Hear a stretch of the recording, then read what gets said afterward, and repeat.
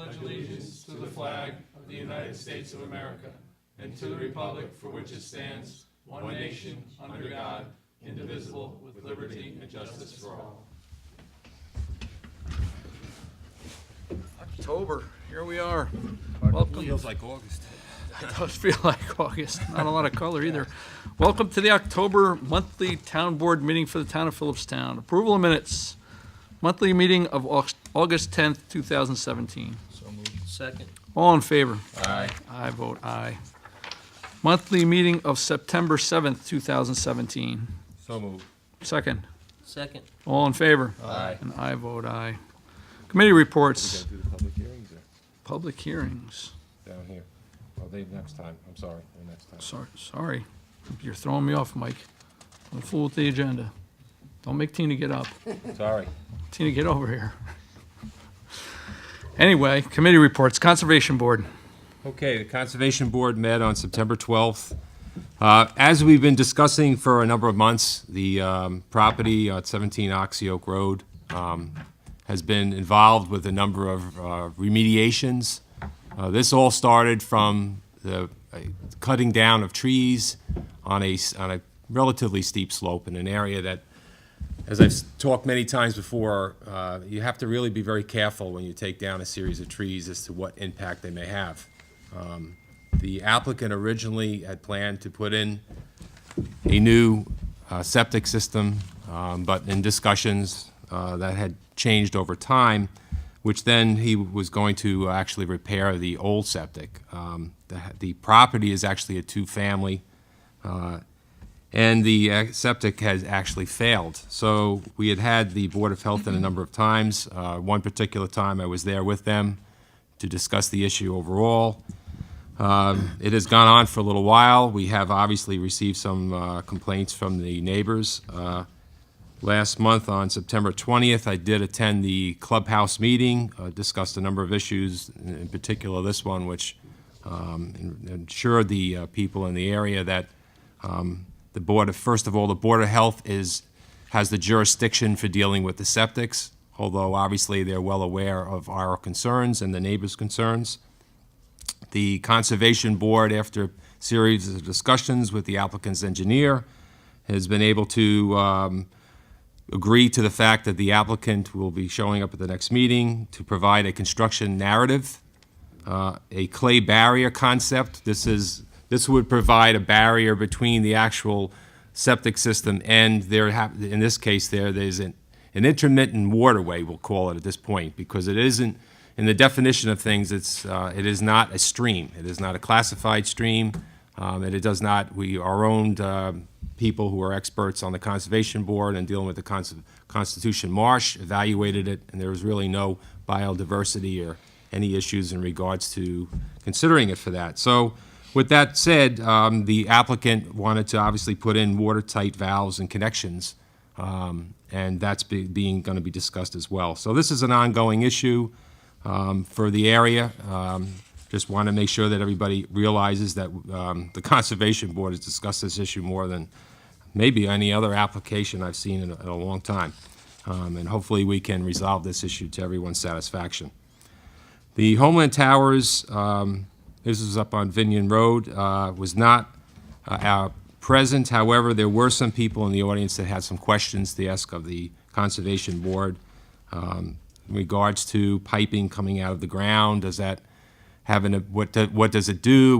Could it change the water flow? Change any, because this obviously again is on a steep slope area. Could it possibly change the direction of water flow? So those issues are being taken a look at as well. The Homeland Towers Group did submit at the last meeting the July 11th requested material. So obviously the Conservation Board will review that material now. Also, Glassbury Court, the wetlands inspector who has been dealing with, actually what's happened here was the developer who handled Glassbury Court has turned it over to the Homeowners Association. And in doing so, there has been some complaints with adjacent neighbors in regards to stormwater runoff problems, including Rich Jay's been there and so forth as well. This issue has received a number of attention over time. But there is some very good progress being made. Our wetlands inspector, I have to commend, has immediately gets involved with an issue, stays with it, communicates right away with people, and gets that feedback back and forth. So we're hopeful that we can come up with, there are some recommendations he's made to help improve the existing system. But obviously, the end goal is to ensure, because Clove Creek lays behind this, and anybody that's been at these meetings or watched on TV knows that I've mentioned Clove Creek a number of times. It is a critical waterway in this town, and it's very important that we take measures to protect it. So that'll be followed up as well. Glenwood was there basically to go over a riprap, and obviously erosion control measures. I have to say, for 4 new parking spaces, I have to say they did a good job. They came in, laid it out. Really not much to question. They knew ahead of time what to actually the board would be asking. So that's a model case when you see those. Also, some additional work at 275 Indian Brook Road. I took a look at that again today just to follow up on it. And this is a removal of brush and chips and so forth. What occurs here is, if you're on Indian Brook Road, there's actually right now a bulldozer which is digging at the high end above the actual pond itself. The short of the story is the work that they're doing is actually going to create a better stability for that actual hill. And the measures that they discussed at the last meeting in regards to planting and so forth was again a good plan. This is good to see people ahead of time thinking what would be best for that area, for that particular spot. Also, regarding stormwater discussions, which we have every month, the highway superintendent, Carl Frisenda, we actually installed 30 drain signs. This is what in the Continental Village area, which is the MS4 area for this town. That's a multiple sewer system. We only plan on doing 19, but because he was doing road work down there, he went ahead and put it all 30 in, down like at Steuben Road and so forth, and they look very good. So kudos to the highway department for doing a little more than they actually had to. But again, the concern of which we're looking at there is to obviously keep people from draining anything in the drains. This is not, if you put anything in those drains, they're going to end up in our waterways, okay? Obviously, there's been some water quality issues and discussions and so forth, and we've been obviously looking at these and keeping on top of these issues as well. I also just finished a 3-week climate change science course by Cornell University. I have to say it was very enlightening. It provides a great deal of information. It starts you right from the beginning and discusses the CO2, where it comes from, the actual damage it causes. It gets you into discussing what you have to do to mitigate, what you have to do to change and so forth, but there are also things that you have to do to live with, because we're not going to be able to make certain changes.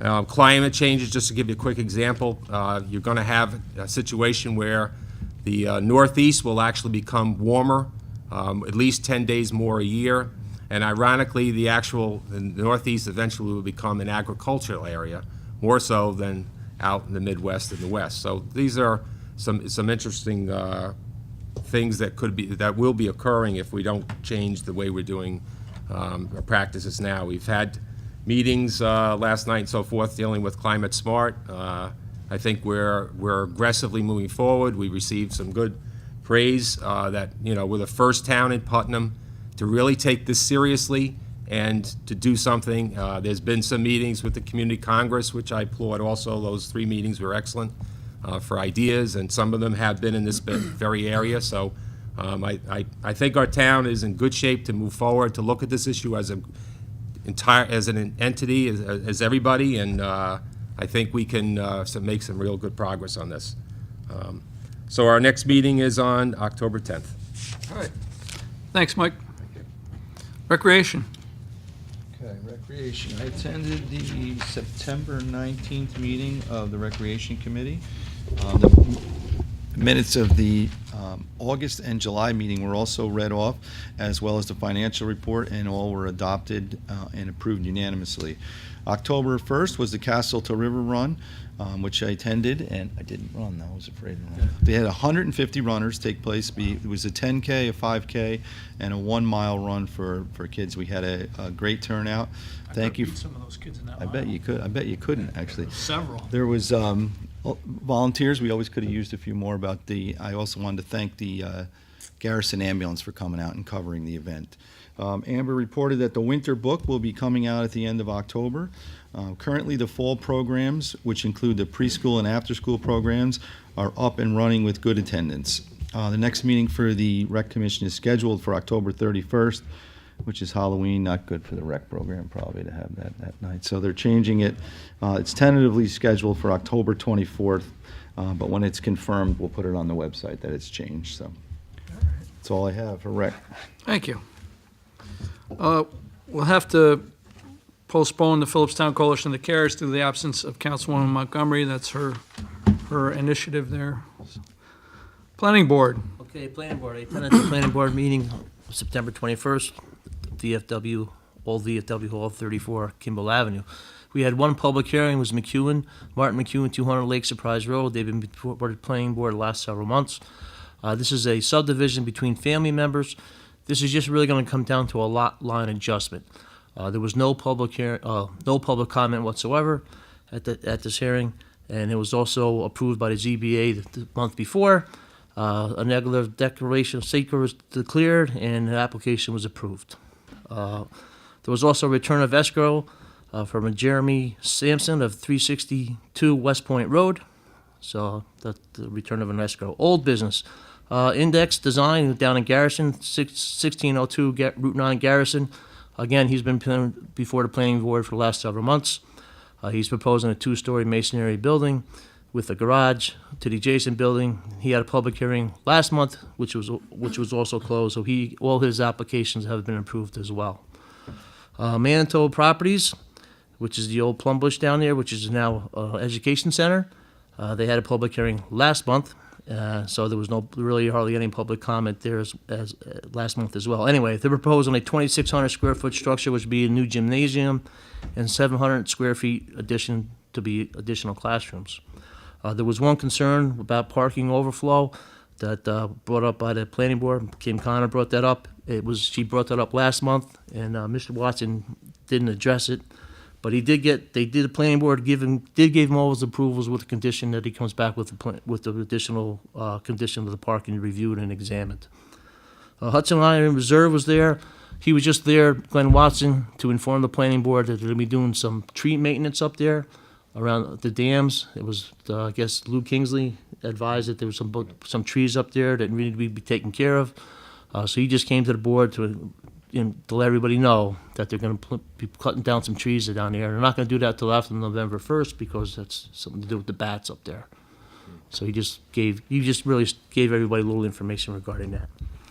Last thing on the agenda, the ZBA referred to the Planning Board regarding application for SX Green. The applicant is seeking to obtain an area variance for front and rear setbacks due to the failure of a comply dimensional table of Chapter 175 of the Town Code. The property is in our RC zoning district. Steve Gaba, our town attorney, advised the board that they can write comments, but they're no other obligation to do so.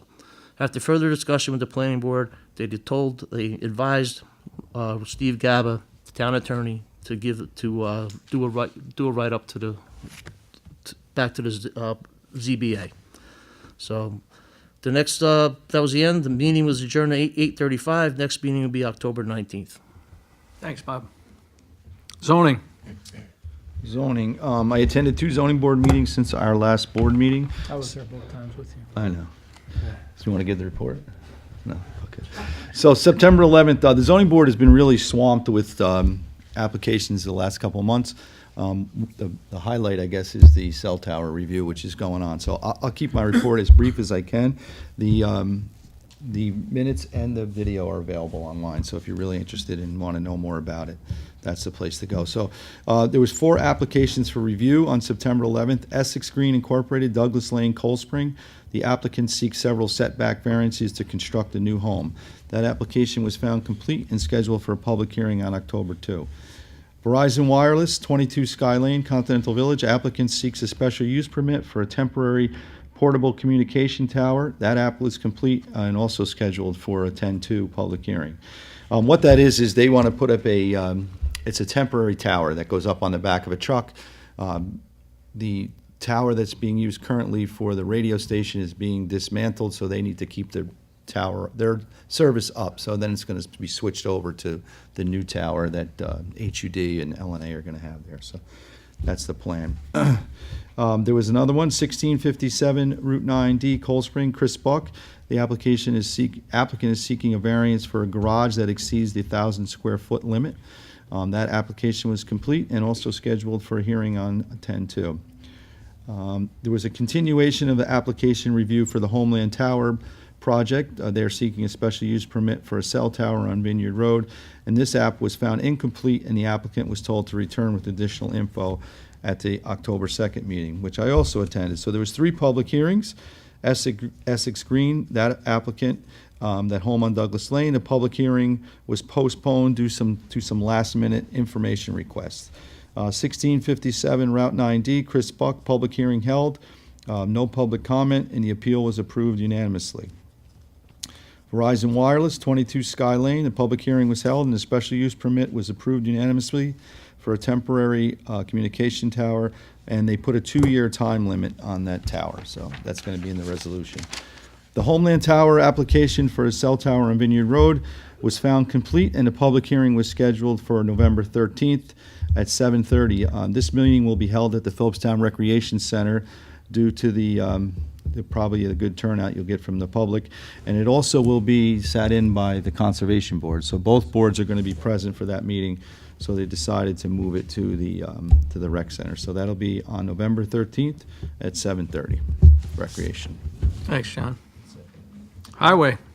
Can I add one other thing? I failed to mention during my rec report that the next Wednesday is the senior luncheon at the Recreation Center. So if you're interested in going to the senior luncheon, you should call the rec department and speak to Amber and reserve a spot for that. So. Good. What's next Wednesday's date? I did write it down. October 11th. October 11th. Highway. Moving on to Highway. Philipstown Town Board, Carl Frazenda, Highway Superintendent. Work performed by the Philipstown Highway Department for the month of September. The highway crew did a lot of prep blacktopping work prior to paving this month. We are happy to report that the paving has been completed on the following roads. In Cold Spring, Perks Boulevard, Perkins Sons Court, Highview Terrace, and Oak Ridge Drive. Continental Village, Winston Lane, Steuben Road, Schuyler Lane, Putnam Road, and Birch Terrace. Grading of dirt roads also took up much of the workload for September. The highway crew helped out both fire and rec departments at the Quarry Pond by trimming overgrown brush and weeds down to the pond itself. An emergency vehicle turnaround was created by the highway department with free millings we received from Putnam County. Street sign requests have been increasing over the last 6 months. Many of these are repeat requests and not due to accidents. If any residents are aware of stolen signs, please report it to the highway department. Permits for the DEC have still not been received in order for the work to begin at Manitou Station Road. Material bids will go out on October 11th. Notification can be found in both local newspapers. MS4 stickers have been placed on the storm drains in the MS4 district in Continental Village. There was one dumping incident this month. This is illegal and an unnecessary act. We are asking residents to please call the highway department if they see anyone dumping along the side of the town road and provide any details you can. Leaves are beginning to fall, so we'll be out picking up leaves along with other routine maintenance of the town roads. Leaves interfere with grading, so they must be picked up before the roads are graded. We are asking residents to follow the town code and do not blow the leaves onto the town road. Phone call volume for this month was approximately 60 phone calls regarding road complaints and issues for the month of September. The highway department spent roughly $7,000 in August for vehicle maintenance. Above submitted, Carl Frazenda, Highway Superintendent. Thank you. Do you want to discuss the... Yeah, sure. Councilman Van Tassel and I met this morning with the highway super and 2 representatives from Stantec who are heading up the design, and our town engineer, Ron Gaynor. who are heading up the design for the Manitou Station project, Manitou Station Road project. We're trying to raise the road to alleviate the flooding there that covers the road many times a year now. It's become a regular occurrence. It's been a long time coming. They laid out a whole timeline as to why the delays have happened. You know, we are where we are at this point. We're not happy that we don't have the permits. But we're going to get the permits. They're going to do the final bit of paperwork submission to the Department of State on Monday. All that being said, we'll have a permit and we'll, entertain the project. The project is an expensive project, a $1.4 million project. That's not something we can just shell out in one shot. What we are going to do is raise the road temporarily. And this is an issue of health and safety for the residents that reside down there. We can't have them being trapped on a regular basis, and we can't have the issue of the flooding in the winter where you get frozen ice, and I don't know what other kind of ice there is, frozen kind, but ice build up over the road where you literally cannot get in and out of the road. So our plan is to meet to inform the DEC. We'll write a letter, but we're going to say because of the lack of the permits, because it's been such a long process and there are so many agencies. You have Department of State, you have the Army Corps of Engineers, DEC, DEP. It goes on and on. There are so many submissions. We've been, nearly 2 years trying to get these permits, and we're not going to wait any longer. We can't wait any longer. So we're going to do something to address the issue before this winter. We'll probably start next week. But we will meet with the DC and let them know. We'll get a representative down there, show them what we're going to do. We won't be working in the wetland per se, but even as you are on what is essentially a causeway there, they consider it working in the wetland, even though we won't be impacting the wetland. We do have to put some riprap in, which is part of the plan for the overall project.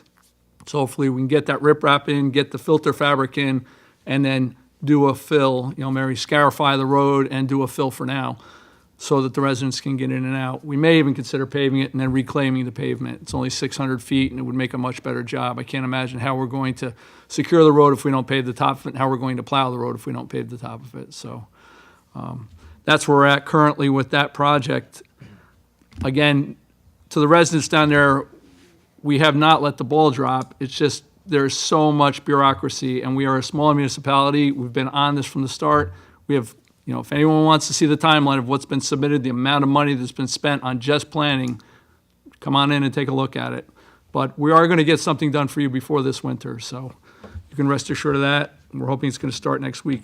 Regarding the illegal dumping, I said we would catch these people, and we caught both parties that did the illegal dumps in town. We had one in earlier this week. We're going to have another one in tomorrow. And we're not going to relent. They have to remove the stuff that they dumped. And we had the DEC here. The DEC will back us up on that. It doesn't matter who you are. If you dump here like that, we're going to find you and we're going to prosecute you to the fullest extent of the law. There's going to be no relief for you. We're not backing down at all. There's not going to be any deals worked, nothing. We're tired of this. And so a third case, they were investigating it. We had the DEC here. They did they're testing the materials, and the stuff is going to have to be removed. And we're talking about a lot of stuff. In one instance, 5,000 yards of material. That's a lot of dumping. Yeah, I mean, that's 100 of the, 120 of the largest dumpsters you can picture. So that's just not going to happen here. Not. So at any rate, that's that. As far as building and land acquisition, the project behind here, the annex, is moving along great. I mean, the building looks terrific. We've had a lot of compliments. We expect to be right on target with the occupation date. And, it's just a great project. I spoke with Mike today. He said the interior trim is done and they're working on painting it. The interior walls are being painted, the ceilings. I guess Greg is picking out the floor that he wants. They're waiting on him to pick the floors, but that's all got to wait for the filing system. So the filing system, I guess, is 3 to 4 weeks out still, the base for the filing system. Right. So once that goes in, then we can clean it, get it done. Yeah, we're hoping for, right before Thanksgiving ribbon cutting, so we're right on track for it, which is great, which will free us up to start the project in this building and do the improvements we need here. We will be letting out the bid for these windows within the next 2 weeks. We spoke with the town engineer today. He has the bid spec prepared, so we'll be going out to bid for those also. So it's big news as far as buildings are concerned. We're also looking at the highway, obviously the highway building. We spoke with the highway super this morning. Cemetery committee. Okay, Cemetery Committee met on September 12th. The trees are attacking again on Mountain Avenue Cemetery. We had 2 huge limbs come down right at, you go into that entrance there. Obviously, my main concern, of course, believe it, is the kids going to school and coming out and so forth. So I called Jerry from Philipstown Tree, told him I got to have something right away, and he did it. I mean, he came in and took care of it. Fortunately, there were no graves damaged. These were big limbs.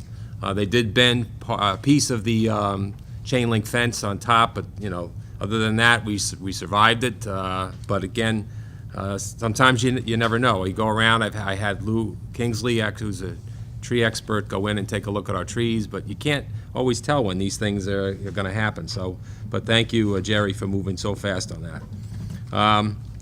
We are monitoring, of course, the driveway that rides right alongside Cedar Street Cemetery. Okay, they are, in my opinion, doing a good job of staying away. There's a decent, in my opinion, good distance from any of the stones that are nearby. I don't think there's any threat to the cemetery. So kudos to them for doing that and being careful that way. We are starting the renovations, as we discussed in previous meetings. We've done a lot of work in the Mountain Street Cemetery. The Cedar Street Cemetery began already in the spring. A lot of people who've been there are very surprised how quick it's moving. And we do plan to do some more there, provided we don't lose all of our money on tree removals. But it's coming along very well. That first set of stones in the front will be taken care of, so I think you'll see a real difference there. I walked all 4 today, cemeteries. They look great. They're being kept well. I'm very pleased with the way they're being taken care of. I think we would go down as pretty top class with most other towns for taking care of them, what I've seen in other towns. So I think that's terrific. And our next meeting is October 10th. Yeah, and again, we're, taking care of a big legacy, not only the people who are interred in these cemeteries, but also Betty Bundy was, a real steward of our cemeteries, and we want to honor that legacy. So thank you, Mike. Thank you. Before we get to the agenda, everyone's aware of the terrible tragedy in Las Vegas this week, and our heart goes out to everyone out there. There's nothing that can be said about something like this. It's just senseless violence, and it's a heartbreak for the entire country. So we would like to recognize this tragedy with a moment of silence.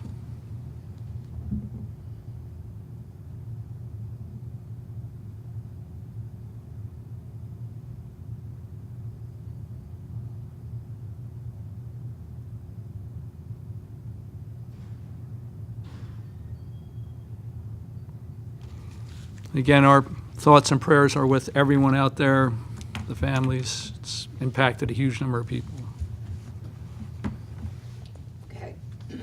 The first item on the agenda is a resolution authorizing Town Clerk Miranda to advertise for the Highway Department material bids for 2018. Okay, something we do every year. We use Material Highway. We have to get it. We get it on bid. One thing we're going to want to review this year is where the material's coming from and do a comparative analysis if it's worth driving an extra 30 miles to save, 50 cents. So we're going to take a hard look at that. But with that, could I get a motion on the resolution? So moved. Second. All in favor? Aye. And I vote aye. Thank you. The next is a resolution authorizing Supervisor Shea to sign the agreement between the town and Judith Maley, attorney-at-law, for legal services for fiscal year 2018. This is the firm that handles our labor issues. Judy Maley is a top-notch attorney. Anybody who's ever worked with her has nothing but praise for her. We've had great experience with her. She is the consummate professional, so I think we're really lucky to have her. You'll notice there's a rate increase of $5. That's the first rate increase since 2009, so I think we can swing that. But I would wholeheartedly endorse keeping Judy Maley on the team. So with that, could I get a motion authorizing the resolution? So moved. Second. Second. All in favor? Aye. And I vote aye. Thank you. The next is to schedule budget workshops for the Cold Spring Fire, Continental Village Fire, Philipstown Ambulance, Garrison Ambulance, Recreation, and Highway. So it's my inclination to do all the emergency services in one night. You think that's crazy, John, or? No, Yeah, I think so, Expecting too. any major changes. No, Yeah. no, and it's not like, half hour, 15 minutes, what do you think? see, I mean, generally, Continental Village comes in, we run through it, even if it's everybody's 20 minutes. Cold Spring Fire is always simple. Cold Spring Fire is an easy one, yeah, because Yeah. that's a small portion of our budget. I would urge everybody to take a look at the paperwork well in advance, so we're all, Yep. versed in what we're going to do that night. I would also be inclined to push them off until last, so, I mean, I think Rec and Highway are going to require separate nights. I agree. Yeah. So, I was thinking we could do Recreation on the 12th, which would be next Wednesday. We could do Highway on the 19th, unless you want to do Highway the following night. The 13th, and, 13th's a Friday, right? Yeah. no, the 12th would be a Is there Wednesday. enough time to post that if we do it on the 13th? These aren't public hearings, Oh, these they're are not. just workshops. Just I workshops, just yeah. have to get a hold of them. Right. Yeah, let's do it, get it over with. All right, so we'll take 13th? Rec on the 12th, Highway on the 13th. Okay. The 13th is a Friday. Is it? Yeah. So let's go to the 11th then, 11th and 12th. That'll be a Wednesday and a Thursday. Sorry about that. Yeah, and it's homecoming, the 13th. Time? 7:30. Okay. And what night are we doing emergency service? 10, 11. Emergency services we could do on the 19th. On the 19th, Yep, 7:30. everything at 7:30. that's a Thursday, right? Is that- Well, let's do it on the 18th then, yeah. 19th, I have a planning board meeting that night. All right, so we'll do it on the 18th. So we'll do 11th, 12th, 18th. Who do you want to start out, have them in that order? Cold Spring, CV, Philipstown Ambulance, and Garrison? Yeah, sure, that's fine. Yeah, the two You wanna start- You want to start Yes. earlier that night? All right, we could start at 7 that night if you want. Sure. Emergency services night, let's start at 7. Yeah, we'll start at 7. So you'll notify them too? Yes.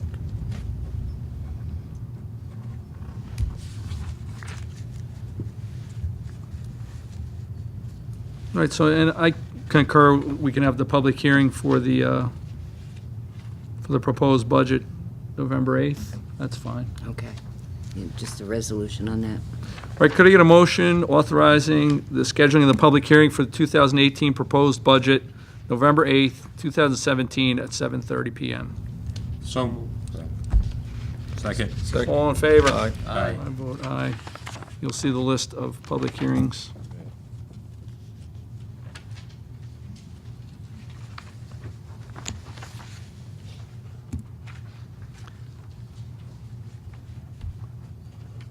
I do have to say the budget is looking really good. I mean, a lot of the things that we've done in the past are coming to fruition now. We're in really good shape. I know a couple other communities, they're gonna have, exceed the cap by quite a bit in this county. I heard one is gonna go up 7-8% over the cap. But we are gonna be under the cap, and I'll have a dollar amount, which is really the meaningful part. Percentage-wise, fine, everybody knows we're gonna be under the 1.8%, but as far as the dollar amount that we could go up to, we're not gonna be anywhere near that. We'll probably be $100,000 underneath the cap. So, Last year, I did the same thing. last year, we did the same thing. So, we're doing all right. Something's going right. Leading the way on budgets. Yes. All right, Okay, the Tina. next item is a resolution supporting the Town of Philipstown Justice Court to submit an application to the Justice Court Assistance Program for courtroom enhancements totaling $11,123.42. Well, the court has done a great job with their grants program. I do have to say that. They did get a new door put in. They got the metal detector, and now they're shooting to spruce the place up a little bit here. The only thing I would be concerned with is replacing the carpet in here if we're gonna Well, be doing. that's, yeah, it is a concern, because I think they have to use, supposedly, they need to use this money like within a year Right. of getting it. So I kind of talked to Richard a little about that, and he thinks we could probably make that work, Oh, possibly. Do it over a Or- holiday. Yeah, I'm sure we'll, Like you know, that. if you go over. I'm just saying with the renovations that are proposed for up here, it doesn't make sense to put new carpeting in and then tear it No, out. well, that's, but No, we could probably hold it over. we could probably hold it over possibly, is what we Yeah. thinking. Okay. Yeah, it won't make any sense. Yeah. No. It's kind of working from the ground up. Yeah. So, But if we could get the money, that's. we'll work that out. Yeah. At any rate, could I get a motion on a resolution supporting the Town of Philipstown Justice Court application to the Justice Court Assistance Program? So moved. Second. All in favor? Aye. And I vote aye. And our thanks to the ladies in justice there for taking this up. It helps a lot. Okay, the next item is the Code Enforcement Monthly Report. This is for the town. $23,420.45 were the fees collected. 24 total number of permits. 3 additions, alterations, and repairs to residential buildings. 21 all other permits, pools, sheds, decks, plumbing, HVAC, etc. 29 COs issued. 3 stop work orders issued.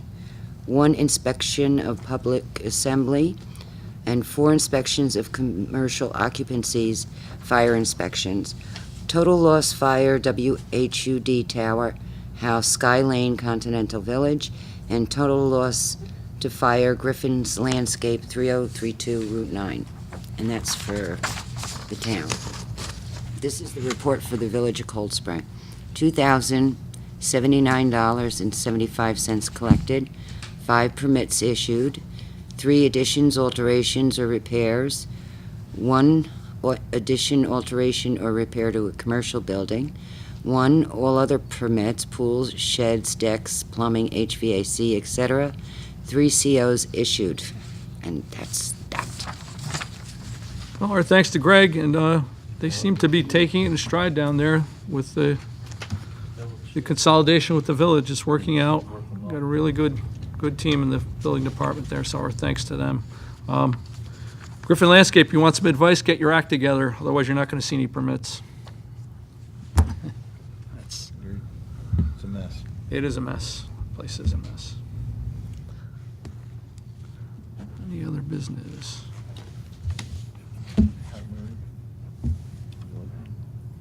Oh, you want to go ahead and do it? Sure. We wasn't, we should probably get it in. Okay. The Butterfield Library Report. Councilman Van Tassel, would you please read that? I will do that. The library is thrilled to be creating the Jean Marzolo Children's Room. The first fundraiser will be a dinner dance at the Garrison on Friday, November 17th from 7 to 10:30 p.m. Tickets are available at butterfieldlibrary.org. The library is thrilled to offer weekly walk-in tech help. Visit us between 3 and 5 on Fridays and ask for Patrick. If you cannot make a Friday, email the library and they will arrange a one-on-one session with you.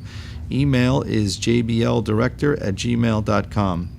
The library is pleased to announce another new service, Hoopla. You can now watch movies, listen to audiobooks, download ebooks, comics, all online without walking into the library. You will need a Butterfield Library card. Get one online at butterfieldlibrary.org. The library has a new calendar. It's easy to use. You can save and share events, plus get reminders or alerts. Check it out, bookmark it, so you never will miss a program. Did you know that you can borrow so many unique things from the library?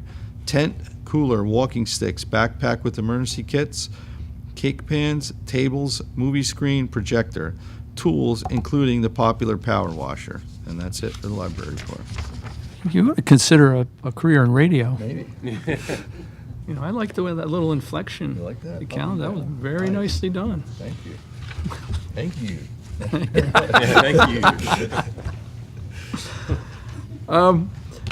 As Councilman Leonard said earlier, we had a Climate Smart Communities meeting last night, sort of our kickoff. Not really a kickoff, it's a continuation of the program. We'll be selecting the chairperson for that group within the next week, and then moving on to our first initiative and forming the 2 committees that need to be formed. There's a Citizens Committee And then there's the green team, which is our in-house committee. We're hoping that Conservation Mike Board. will talk to the Conservation Board and they'll Broached it with them agree. already. I think they're well suited for it. They have expertise in this area, so, Right. So So make them an offer they can't refuse. that's it. But it's a great initiative. 14 towns in New York have become climate-smart communities, and it's a pretty steep climb. You have to do quite a bit with regard to your carbon footprint and upgrading your infrastructure.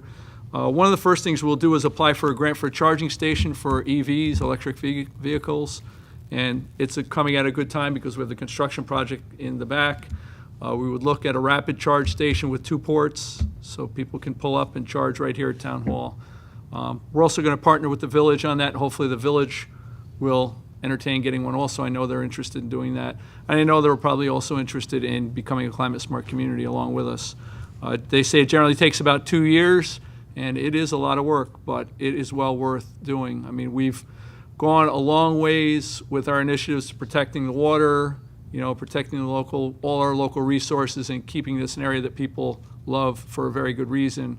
A lot of that is thanks to the work of Mike Leonard. He's been at the fore of this, but the entire town board works on this also. But this Climate Smart Communities Initiative is a big deal. And we would encourage people to submit their resumes. Please submit them to the town clerk if you're interested in becoming a member of the Climate Smart Communities Committee. But this isn't going to be a committee that does nothing. This is going to be a committee that hits milestones, and we are going to become a climate smart community. So it was a good meeting last night, but there's going to be a lot of work to do, and we'll have a chairperson in place. If you look through a lot of those benchmarks, we have some of them. Right, we've Yeah. done some of them, yeah. When we did the How Green Is Your Town, which was prior to this, when you take a look at the 64 items in there, we complied with a number of them. I mean, so that's very encouraging. We've really moved, but we have a ways to go, but we've got to have a good start, I think, really. Some of the carbon reduction goals the towns have set are pretty amazing, and becoming a carbon neutral community has Right. been a goal of some communities. It's something we could really aspire to do. So, anything else from the board? We had a busy week, a really busy week. Here, Monday, Wednesday, Thursday, also 3 during the day meetings, so 6 meetings this week, so your town board is working for you. Anything from the audience? Yes? How are you, Michelle? Very well, thank you. Nice to Michelle see you Smith, again. Hudson Highlands Land Trust. I think it was last month's meeting or the one before where I talked a little about the Philipstown water study Yeah. from 2007.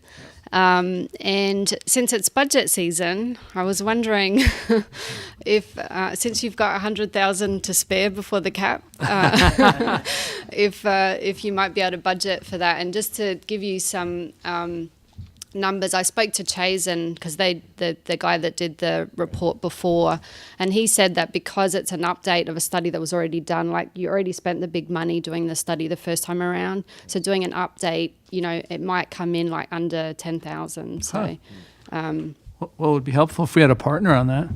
yes, we can certainly help, and also there might be money available from the DEC Right. to help with that, like the estuary program fund some of these things. So we'd be very happy to work with the town on that, All right. if that's something that Well, you want to go ahead let's- with.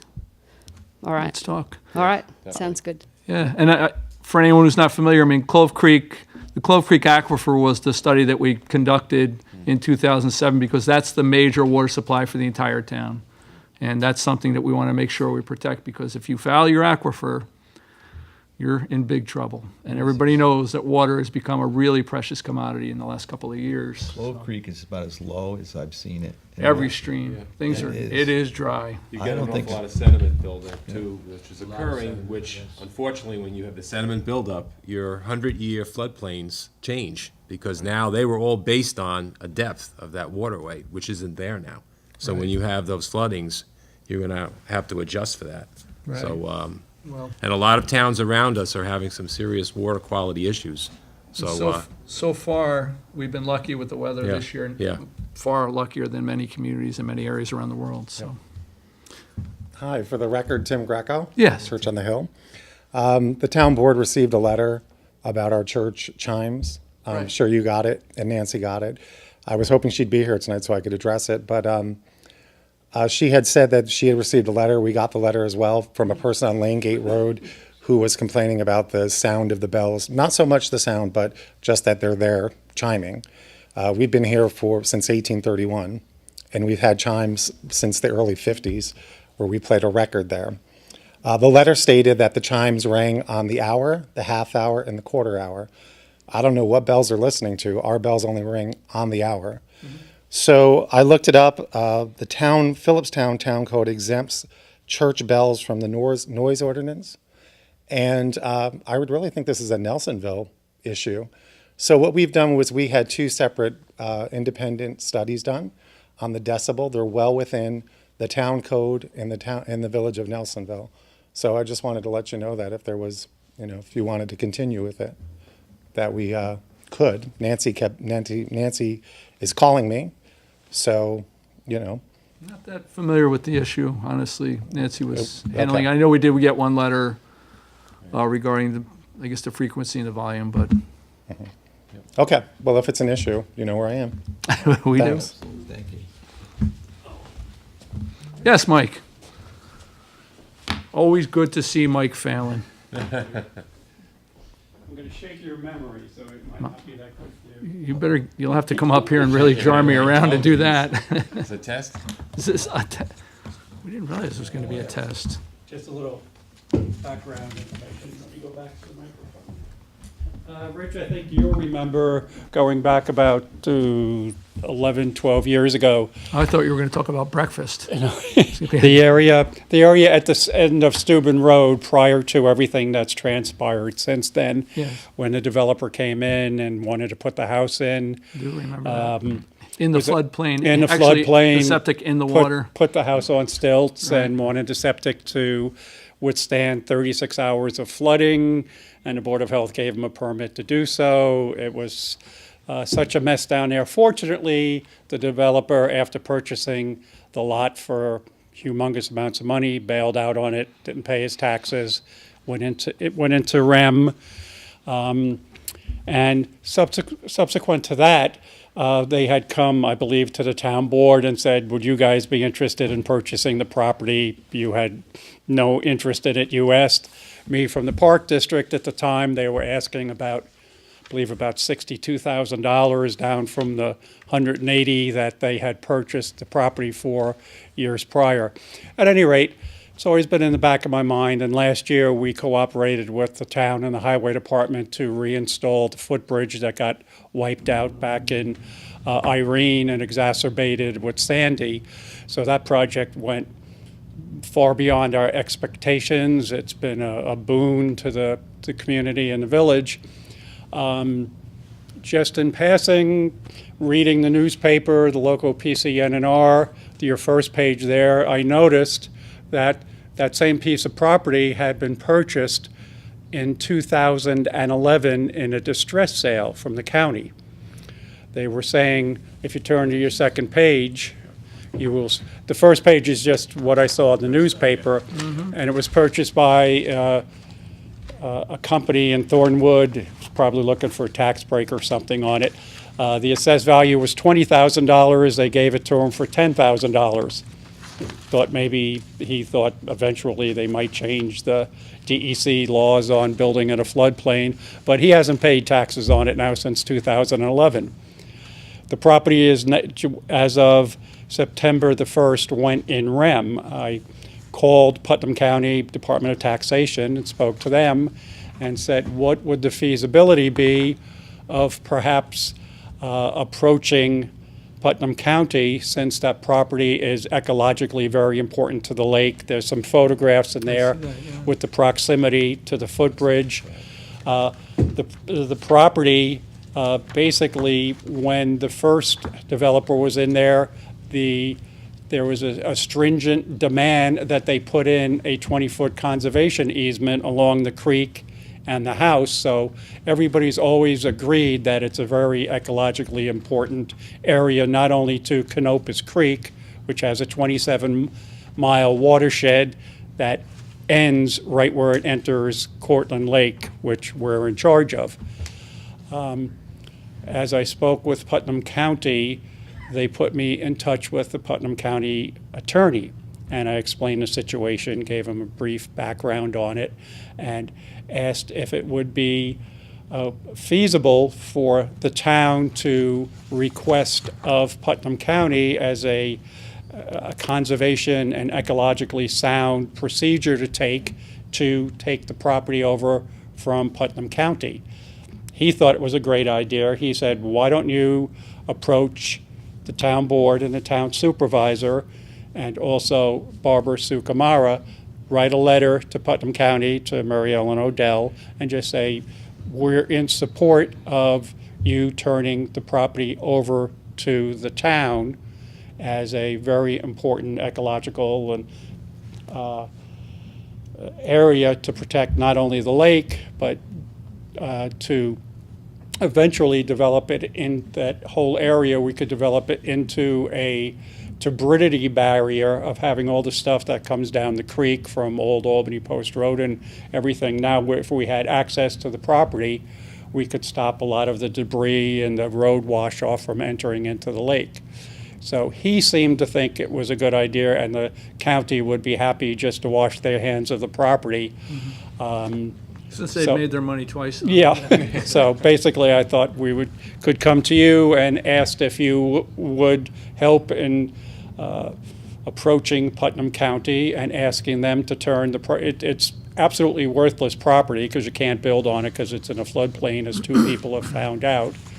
And the Park District would be happy to enter into any kind of contract we'd want to make up, that we would sign a contract to take care of the property in perpetuity and pay you $1 a year, or you could pay us $1 a year to take care of it. And with not only the Park District funds, but all the community involvement down there, maintain the creek. And we've already done a lot of work down there with fixing the embankment along the creek side and putting in riprap and things like that, even though at this point we do not legally have rights to the property. We had rights to secure the bridge once the bridge was put in. So thought I'd come to see if you guys, Yeah, man, that's an easy one. they said it should be a piece of cake to do it, and there's a lot of involvement in the community, would take it over and maintain it. It would also, as a backdrop, since Steuben Road really is a town road, you have a 50-foot right-of-way.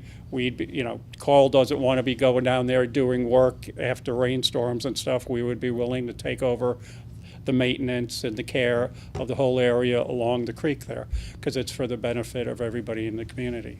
Mike, this sounds like a win-win. Yes, it does. You can quote me on that, you know? I love that term. So I only come here with win-wins. That's right. I'll tell you, again, I've said it a lot, but this bridge project just shows what citizen involvement can do. It's amazing. People should go down and check it out. These guys worked really quickly and for next to nothing. So, I mean, this was a project that was done really with a huge amount of citizen involvement. So, again, my hat's off to you, Mike, for heading that up. It looks great, and it does serve a real purpose for safety and convenience. Yes. So- Safety, number one safety, eliminating Winston Lane as a, I mean, it's an extremely robust bridge now that, Irene, if we just put up the same one and we got hit with Irene again, we'd be down, right back to zero again. This one will this will withstand stand the just test about of time. anything. It will do very well, probably. Don't say anything. I know, but, it was it's a lot better than the last one. It just wasn't replaced in kind. And Right. you guys, deserve a lot of credit for that. So, Michael, if you guys agree to run with the ball on it, Yeah. I'll get back in touch with Putnam County, their attorney, and basically they're just asking for letters. Yeah, sent- it's a common practice for the county to turn over in-rem properties to the municipality. We have probably 70 in Continental Village Yes. alone, so, yeah, and this one was something we could, like you say, use as a buffer, so that's great. Exactly. So thank you so much for bringing that to our attention. Okay. We'll take care of it. Okay, thank you much, Lee. Thanks, Mike. Thank you. How's Justine? Everybody's fine. That's it. I saw Ralph this week. I see you. All right. Anything else? Okay. Vacancy 0. Love that. Yeah. Love that. Approval of vouchers, general. So moved. Second, all in favor? Aye. I vote aye. Highway, So moved. second, Second. all in favor? Aye. I vote aye. Continental Village Park District, So moved. second, Second. all in favor? Aye. I vote aye. Continental Village Water District, So moved. second, Second. all in favor? Aye. I vote aye. Motion to adjourn, So moved. second, all in favor? Aye. No one in the books.